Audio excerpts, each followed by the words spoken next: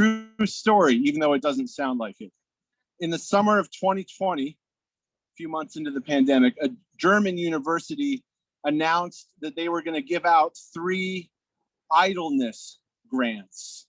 Idleness, like doing nothing, to successful applicants. Idleness being the opposite of productivity. And so if you wanted to apply for one of these idleness grants, there were 4 questions on the application. Number 1, what do you not want to do? Number 2, for how long do you not want to do it? Number 3, why is it important not to do this thing in particular? And number 4, why are you the right person not to do it? Friedrich von Boris is the guy who came up with the idea, and he said this scholarship program is not a joke, but it's an experiment with serious intentions. How can you turn a society that is structured around achievements and accomplishments on its head? So they threw some money at it. And since the COVID-19 pandemic hit, I have watched quite a few people give serious thought to their life's work and often make changes. Whatever your stage of life, these last couple of years, you have probably reflected more deeply on what your contribution to the world is and what rest might look like for you. The Hebrew word that gives us the word Sabbath is Shabbat, and it just means to stop. Sabbath is a stopping, it's a break, it's a rest from doing. And that first question on that application for that grant, that's one that we could ask too. Every Sabbath day, what do we not want to do today? You've got your to-do list and you've got your to-don't list. But Sabbath rest, as the Bible talks about it, it's more than just not doing. It's more than just stopping and resting from our life's labor. Sabbath taking is all about God. Sabbath keeping in Scripture has a God-facing direction to it. When Moses tells God's people to observe the Sabbath, we heard this a couple times today, he calls it a Sabbath to the Lord. It's not just a Sabbath to myself or for myself. It's a Sabbath to the Lord. And the 10 Commandments, same way, the 7th day is a Sabbath to the Lord your God. It says elsewhere in Exodus, you shall keep my Sabbaths, in case you didn't hear it the first few times. And he says, this is a sign between me and you, given in order that you may know that I, the Lord, have set you apart. So Sabbath is all about our relationship to God. It's a way to show that God is God and we are his people and we belong together. And for us Christians, the focal point of our Sabbath is Jesus. Sabbath rest is all about recentering on Jesus and receiving from Jesus. So you might reflect this week. First of all, am I taking a Sabbath day each week as best as I can? And second, if I am, or when I am taking a Sabbath day, am I remembering that God is the focus of my Sabbath keeping? Am I not only stopping and resting, but am I also just making sure to really check in with God? Am I using Sabbath not just to take a break, but also to build my relationship with Jesus? The Sabbath rest is all about God. The second thing I want to bring out of 3 about the Sabbath. Sabbath rest also helps us to admit that we have limitations. We are finite. We are mortal. We are, dare I say, small in the universe. So to take a Sabbath day or a Sabbath hour even is to say that I am not unlimited in what I can do. There's an Anglican priest and author named Tish Harrison Warren, and she has this great book that I recommend called Liturgy of the Ordinary. It's basically about how all the ordinary moments of our life can be like a worship service. She talks about sleeping as Sabbath. She says our need to sleep reveals that we have limits. We are unable to defend ourselves when we sleep, to keep ourselves safe, to master the world around us. She says sleep exposes the reality that we are frail and weak. We need a guide and we need a guard. Maybe that's why there's that old prayer, now I lay me down to sleep. I pray the Lord my soul to keep. Not much I can do, I'm sleeping. And when we're sleeping, we're not acting in the world in the way that we're used to. So we're actually acknowledging my work, my contribution may not be as all important as I often think it is. Therefore, I'm going to bed, and hopefully the world will still be here in 8 hours. It will go on without me. God will still do the work while you're sleeping. When we get too wrapped up in the importance of our life's contributions, and that is important, to do good work for God, but sometimes we forget in that to rest, don't we? And if we don't actually rest, we find ourselves getting into this mindset that the world's well-being depends totally on us, but it doesn't. And so sleep reminds us that we've got limitations. We can do only so much. A pastor named Walter Brueggemann says, God is not a workaholic. God is not a workaholic. God created for 6 days, and then on day 7, he could have maybe created more stuff, you know? He could have maybe, I don't know, fine-tuned some things. He took the day off because God is not a workaholic. And if God is not a workaholic, why should any of us be? So Sabbath rest is about affirming our limitations. It's about saying that God is God and I'm just me. I should not be busier than God.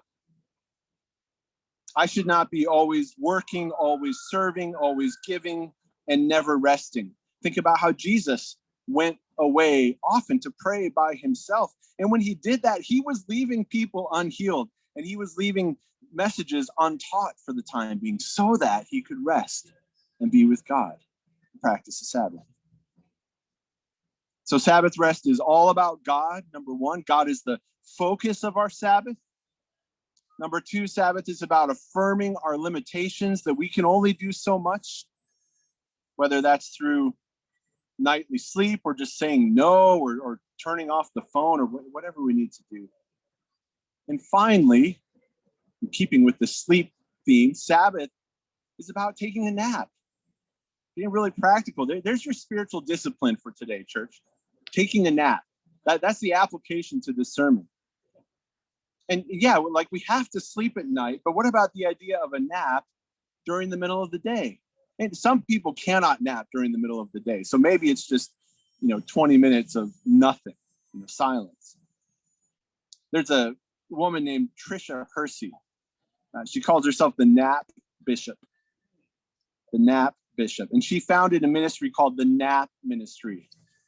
And to me, that sounds like one of those, it's a brilliant idea. And it sounds like one of those ideas that you might think, oh, I actually thought of that, but I didn't think anyone would take it seriously. But for Bishop Hersey, nap taking is so central to what it means to be a healthy person that she started this nap ministry, and it is thriving, as you can imagine. The description of the ministry is, we examine the liberating power of naps. Has anyone felt the liberating power of a nap before? And she says, we believe rest is a form of resistance and reparations. And then she says, we install nap experiences. And she does. If you go to her Instagram, you'll see pictures of like 20 people spread out on the floor just taking a nap. And, it's a nice setting. It's got candles lit and whatever. But you can hire her and bring her to lead, or you can just take a nap for free. But she's one preacher who actually encourages people to sleep during worship, because that is worship. Sorry, I can't do that thing right now. I have to go worship in my bed. And Bishop Hersey, it's so healing. She says, you don't have to earn rest. You don't have to earn rest. Rest is a gift. It's an invitation. It's actually a commandment. Because God knows sometimes that we just have to be told to chill out, go take a break. It's okay. You need to. You don't have to earn it. Just receive it as a good gift. Go take a nap. Now, this nap, Bishop Hersey, African-American woman, talks about how there is even a racial dynamic when it comes to nap taking and Sabbath keeping. I never thought about this, but listen to how she says it. She says, sleep deprivation is a justice issue because you can trace sleep deprivation back to slavery. And during those times for Black folks, she says, we were human machines. And then she says, this grind culture continues on today. Try to attempt to make all of us human machines, just labor, and then not see the divinity of who we are. She says, so rest is disrupting that history. It's undoing part of that history. It's allowing us to connect to our deepest selves. I love how political I never thought a nap was a political act, but that's what she means when she talks about naps as resistance and reparations. It's restoring this God-given order in the world that we humans have managed to disregard over and over again. Work harder, do more. You are what you contribute. You'll sleep when you're dead. Well, that's true, but sleep right now too.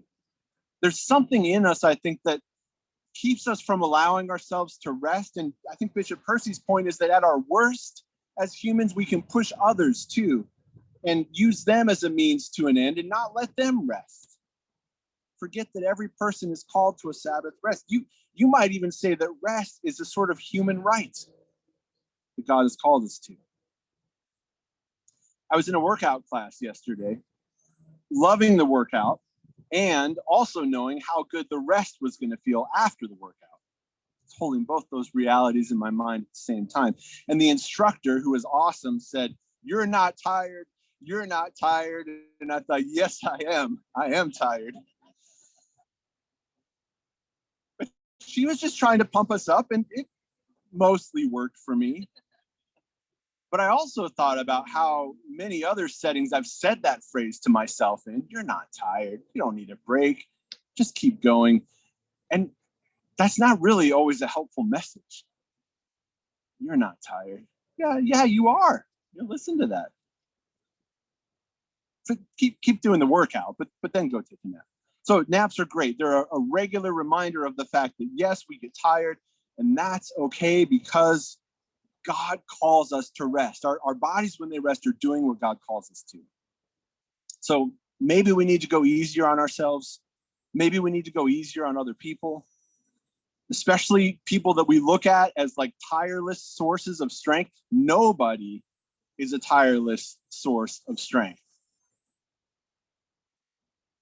Only God is. And even God took a Sabbath. So everyone needs a rest. Everyone needs a good nap now and then. So if this message is making you tired, I'm wrapping up. And as our post-church lunch food settles in, give it a good half hour, and you're not going to have much choice. Just be thinking, what time am I taking my nap today? And maybe you have to work this afternoon, schedule the nap ahead of time, and then collapse into bed and dedicate your nap to God and enjoy. My favorite kinds of naps are the ones where I fall asleep praying. Maybe I pray for like 30 seconds. Maybe I pray for 3 minutes. Maybe I pray for 3 seconds. But direct that nap to God. So just to recap, Sabbath is all about Jesus. It's all about God. It's not just rest, but it's connecting to God. Sabbath is all about affirming our limitations. Sabbath is about taking naps. And I love that feeling that I have after a full day Sabbath. And I almost always spend the first hour of the next day asking, how can I take this wonderful Sabbath I've just had with me into the rest of the week so that it's not just like, oh, that was yesterday. Now I got to do everything again. I don't want to leave the Sabbath as its own isolated day. I want to work it into my everyday life if possible, so that I remember how dependent on God I am. So thinking about the transition from summer to fall, I wonder if we can maybe do the same thing. I know that summer is not a time of rest for everyone, but for many, whether kids or youth or folks on a school year schedule, for many people, the summer at least is a different routine. And certainly culturally in Boston, I mean, we kind of still function in many ways on a school year schedule. So the time is a little bit different in the summer. Everything's a little different. So if that has been your reality, and if that has been refreshing to you, hopefully it has, how can we bring that same summer spirit into the fall as we get going again with our regular routines and schedules? How can we live our weeks in peaceful dependence on God so that we're not just barely hanging on until the next Sabbath? I'll close this time with just a couple of verses from Isaiah that I've always loved, verses that I am making my prayer for all of us as the summer begins to wind down and as we think about rest moving into this school year. I'll make this our prayer as well. Oh God, you will keep in perfect peace those whose minds are fixed on you. Say that again. Oh God, you will keep in perfect peace those whose minds are fixed on you. For in returning and rest, we shall be saved. In quietness and trust shall be our strength. God, help us to remember to rest. And when we take a Sabbath, God, which we need your help with, probably need help from other people around us, God, may that day be focused on you and reconnecting to you. May we use Sabbath moments to remember our limitations. You are God, we are not. We don't have to be, we can't be. And God, give us space and time just to take naps, to reconnect with you and our deepest selves and who you've called us to be. God, we love you and pray in Jesus' name.